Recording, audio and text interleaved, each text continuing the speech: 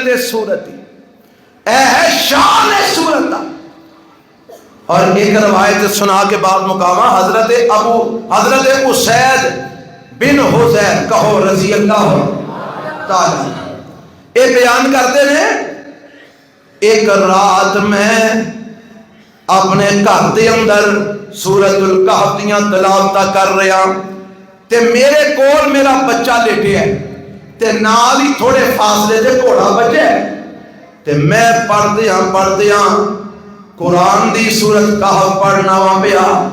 کہ میرا گھوڑا اچھلن کودن لگ پیندا ہے ہنہنان لگ پیندا ہے شور پان لگ پیندا ہے تے میں سوچی پہ گیا انہوں پتہ نہیں کی بنے ہیں. میں چپ کر گیا میں چپ کیتا تے گھوڑا بھی کھلو گیا میں پھر پڑھنا شروع کیتا گھوڑا پھر اچھلن کودن لگ پیا میں پھر چپ کیتا گھوڑا پھر کھلو گیا میں پھر پڑھنا شروع کیتا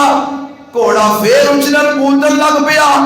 میں پھر چپ کیتا گھوڑا پھر کھلو گیا تے میں سوچیا کدھرے میرے بچے دے اتے گھوڑے دا پیر نہ آ جائے تے بچے نو تکلیف نہ ہوئے زخمی نہ ہو جائے بچے نو نقصان نہ ہوئے تے میں پڑھنا بند کر دیتا تے میں دیکھن لگ پیا کہ آخر کی وجہ ہے گھوڑا کیوں شور کر رہا ہے کیوں اچھلن کودن نہ شروع کر دیندا ہے میرے پڑھن نال. فرماندے نے میریاں نظراں آسمان ول گئیاں